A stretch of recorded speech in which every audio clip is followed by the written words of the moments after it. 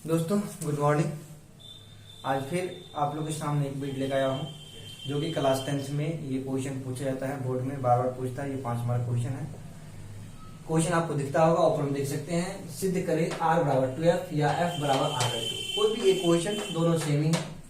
और यहाँ पे या तो ये नहीं पूछेगा तो ये आ जाता है एग्जाम में कि अवतल दर्पण में फोकस दूरी मतलब F तथा वक्रता त्रिज्या मतलब R, दोनों क्या करना है, संबंध बताना है। ये जो फोकस दूरी है और वक्रता त्रिज्या है, दोनों क्या करना है, संबंध बताना है। तो कभी कभी अवतल दर्पण लेता है, कभी कभी उत्तल लेता है। हम दोनों के बारे में बताएंगे, लेकिन आज आपको अवतल दर्पण बता रहे हैं, ठीक है। तो सबसे पहले थोड़ा फिगर समझ लेते हैं, तब ये सब समझेंगे, ठीक है ना। तो ये फिगर में क्या है, MN क्या है, एक अवतल दर्पण है। अवतल दर्पण का जो परावर्तक सतह होता है, धंसा होता है, ठीक है। ये धंसा हुआ है, इस तरह से है। और ये उभरा हुआ क्या है, कलाई वाला भाग, मतलब जो पेंट किया गया है, रंग जो किया गया है, ये भाग उभरा हुआ है, ठीक है। तो ये अवतल दर्पण है। तो अवतल दर्पण में जो प्रधान अक्ष होती है, उस प्रधान अक्ष के समांतर एक प्रकाश को हम लाएंगे। और ये प्रकाश जब आता है तो दर्पण के बीच पर टकराता है, और टकराने के बाद अवतल दर्पण का गुण होता है, जो कि हम लोग जानते हैं कि फोकस होकर के गुजरता है, ठीक है। और यहाँ से क्या किए, वक्रता केंद्र से क्या किए, एक लंब डाल दिए। जैसे कि हम जानते हैं बीच में वक्रता केंद्र होता है, यहाँ से कहीं पर खींचेंगे तो एक लंब बनता है, ठीक है। तो यहाँ पर हम क्या किए, एक लंब डाल दिए। जब ये लंब डालेंगे तो हमने पढ़े थे, ये प्रकाश के परावर्तन का नियम, प्रकाश आता है और जाता है, यहाँ पे पेंट किया हुआ भाग है, ठीक है। प्रकाश आया और लौटा, तो यहाँ पे एक लंब डालना पड़ता है, तब यहाँ पे आपतन कोण मिलता है और परावर्तन कोण मिलता है, ठीक है। वही कंडीशन यहाँ पे किए, यहाँ पर क्या किया, एक लंब हम C को B से मिला दिए, ठीक है। अब यहाँ पर क्या हुआ, तो एक आपतन कोण बन गया और एक हो गया परावर्तन कोण, ठीक है। अब देखिए थोड़ा सा दिया है, अवतल दर्पण में फोकस दूरी F हमको दिया हुआ था, वक्रता त्रिज्या R ये भी दिया गया था। तो सिद्ध करना है R बराबर 2F। हमको वक्रता त्रिज्या और फोकस दूरी दे दिया है, और सिद्ध क्या करना है, R बराबर 2F। तो सिद्ध करने के लिए सबसे पहले फिगर बनाना होगा। और फिगर हम जो बनाए हैं, तो फिगर में देखिए, माना कि MN एक अवतल दर्पण है ना। ये M और N क्या है, एक अवतल दर्पण है, जिसका ध्रुव P है। ये ध्रुव जो है P है, फोकस यहाँ पे F है, और या तथा वक्रता केंद्र क्या है, C है, ठीक है। अब देखिए यहाँ पे AB जो है एक आपतित क्या है, किरण है। AB आने वाली किरण है, और B बिंदु से टकराने के बाद BF जो है परावर्तित किरण है ना। तथा CB क्या है, एक अभिलंब है। ये CB जो है एक अभिलंब है, क्या है, अभिलंब है, ठीक है। तो यहाँ पे हमने प्रकाश का प्रवर्तन नियम पढ़े हैं। कोई आपतित किरण हो, परावर्तित किरण हो, और एक लंब डाल दे, तो वहां पे आपतन कोण परावर्तन कोण क्या होता है, बराबर होता है। कैसे से, तो प्रकाश के परावर्तन के नियम से एंगल I जो होगा, एंगल R क्या होगा, बराबर होगा। इसको हम मान लेंगे इक्वेशन 1, ठीक है। यहाँ पर देखिए एंगल I है, यहाँ पर एंगल R है, ये आपतित किरण है, ये परावर्तित किरण है, और ये अभिलंब है, ठीक है। अब I बराबर क्या हो गया, R, ये समीकरण 1 हो गया। अंतः एकांतर कोण से एंगल I जो है x के बराबर है। आइए देखते हैं अंतः एकांतर कोण क्या होता है, ठीक है। अंतः एकांतर कोण आप देख सकते हैं यहाँ पे, ये एंगल I जो है ना, ये x का क्या है, अंतः एकांतर कोण है। जैसे कि हम बता दें आपको, ये दोनों ट्रेन की पटरी है ना, और एक रेखा को इसको काट दें, 9th क्लास में आप लोग पढ़े होंगे। तो ये एंगल जो होता है, इस एंगल क्या होता है, बराबर होता है ना। तो आप देख सकते हैं यहाँ पे वही बात है। अगर इसको मान ले A, इसको मान ले B, और यहाँ पे ये इस तरह से है, इसको हम मान ले यहाँ पे क्या कहते हैं C, और ये मान ले X, है ना। तो आप देख सकते हैं इस तरह से फिगर यहाँ पर भी है, ऐसे ही फिगर यहाँ है ना। यानी ये एंगल जो होगा, इस एंगल क्या होगा, बराबर, यानी I बराबर क्या होगा, X अंतः एकांतर कोण से। किससे होगा, अंतः एकांतर कोण से। देख सकते हैं आप, ये और ये दोनों समांतर है, और ये एक CB एक तिर्यक रेखा है, ये जो काटता है यहाँ पे I और यहाँ पे X, यानी ये दोनों क्या होगा, बराबर होगा। अंतः एकांतर कोण से क्या होगा, I बराबर X होगा। ये समीकरण हो गया आपका 2। समीकरण 1 और समीकरण 2 समझ में आ गया। अब देखिए कुछ नहीं करना है हमको, यहाँ पे समीकरण 1 और समीकरण 2 में क्या करना है, तुलना करना है। ये समीकरण एक देखिए I बराबर आर है और I बराबर x है। तो हमने जब दो समीकरण में तुलना करेंगे, जो मिलेगा उसको हटा देंगे और जो नहीं मिलेगा उसको ले लेंगे। जैसे कि I मिल रहा है, दोनों को काट देंगे, और क्या नहीं मिल रहा है तो RX, तो RX को हम ले लेंगे। ठीक है, तो यहाँ पे क्या होगा, एंगल R जो होगा एंगल X से क्या होगा, बराबर हो जाएगा समीकरण 1 और समीकरण 2 से। अब कैसे बराबर है थोड़ा सा देख सकते हैं आप। I बराबर R का, I बराबर R का, I किसके बराबर है, R का बराबर है, और I बराबर है X के।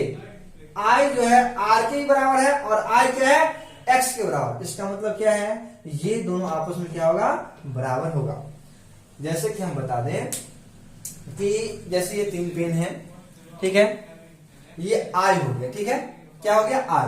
ये I जो है बराबर है इस कलम के, ठीक है, और यही I क्या है, इसके ही बराबर है। इसका मतलब ये है, ये दोनों आपस में क्या होगा, बराबर होगा। चलिए अब यहां पे गौर से देखिए, तो ये दोनों बराबर हो जाएगा, तो यहां पे हो जाएगा R बराबर क्या हो जाएगा, X हो जाएगा। क्या हो जाएगा, X। अब यहाँ पे हम जानते हैं कि बराबर जो कोण होते हैं उसके सामने की भुजा भी क्या होती है, बराबर होती है। जैसे कि आपको हमने बताया कि ये एंगल और ये एंगल, यानी ये दोनों एंगल जो है, ये एंगल और ये एंगल दोनों क्या था, बराबर हो गया। समीकरण एक दूसरे बराबर हो गया ना। जब ये एंगल बराबर होगा तो इस एंगल के सामने की भुजा CF, हेलो, एंगल R के सामने की भुजा CF होगा। समझ रहे ना, गौर से ध्यान दीजिए यहाँ पे, ठीक है। अब देखिए यहाँ पे जो X है, ये X के सामने का भुजा ये हो गया, क्या हो गया, BF, ठीक है। यानी CF और BF दोनों क्या होगा, बराबर होगा। 9th क्लास में एक आपको थ्योरम पढ़ा होगा, समूह कोण के सामने की भुजा क्या होती है, बराबर होती है। तो वही बात है, यह समूह कोण जब बराबर होगा तो भुजा भी क्या होगा, बराबर होगा, या भुजा बराबर होगा तो कोण क्या होगा, बराबर होगा। चलिए, तो हम जानते हैं कि बराबर कोण के सामने की भुजा क्या होती है, बराबर। यानी इस थ्योरम से क्या हो गया, यानी R के सामने वाला CF, एंगल X के सामने वाला BF, ये दोनों क्या हो गया, बराबर। समझ में आ गया होगा, 3 इक्वेशन में कोई दिक्कत नहीं हुआ होगा। चलिए अब हम आते हैं, यहाँ पे मान लो कि एक नॉट जो है कसा हुआ है और ये एक रॉड है, क्या है, रॉड है। जब ये नॉट को हम खोलेंगे, है ना, क्या करें, खोलेंगे तो ये गिर के कहा जाएगा, P पे। तो यहाँ पे वही बात लिखें, यदि बिंदु B P के क्या हो, निकट हो। जब या यदि अगर B बिंदु क्या हो, P के पास आ जाए, यानी P के बराबर हो जाए, मतलब P पे आ जाए, B बिंदु कहां जाए, P पे आ जाए, तो इसका मतलब ये है, ये जो BF एक रॉड था, यह रॉड क्या होगा, PF के बराबर हो जाएगा। इसलिए मैंने PF बराबर BF लिखा। PF बराबर BF क्यों लिखा, क्योंकि हमने बिंदु B को पकड़ के ला रहे हैं, कहां पे, P पे। तो जब ये B को P पे लाएंगे तो ये जो BF वाला रॉड होगा PF रॉड पे आएगा, यानी दोनों क्या होगा, इक्वल हो जाएगा, बराबर हो जाएगा। इसलिए ये दोनों बराबर होगा। तो यदि बिंदु B P के निकट हो तो PF BF क्या होगा, बराबर। ये समीकरण 4 हो गया।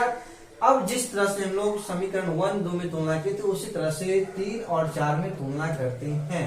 देखिए क्या, यहाँ पे BF जो होगा, ये BF के बराबर हो गया, ठीक है। ये BF क्या हो गया, बराबर हो गया। लेकिन ये CF और ये PF, ये भी दोनों क्या हो जाएगा, बराबर हो जाएगा। क्यों, क्योंकि ये इसके बराबर और यही इसके बराबर। इसका मतलब ये दोनों क्या आपस में बराबर। या समीकरण 3 और 4 में तुलना करते हैं, तो जो समान होता है उसको हटा दो, जो समान नहीं है उसको हम ले लेते हैं, ठीक है। ये समान था तो ये दोनों कट जाएगा, तो बचेगा CF और PF, तो CF बराबर PF हो जाएगा। अब देखिए यहाँ पे CF के बारे में हम थोड़ा समझते हैं, क्या है CF। यहां से लेकर के यहां तक आपको दिया है, PF का मान दिया है F और PC का मान दिया है R, दिया है ना, इसका मान दिया है, इसका मान दिया है, लेकिन इसका मान सवाल में नहीं दिया है। तो जिसका मान नहीं दिया है तो उसको इसके फॉर्म में लाना पड़ेगा हमको।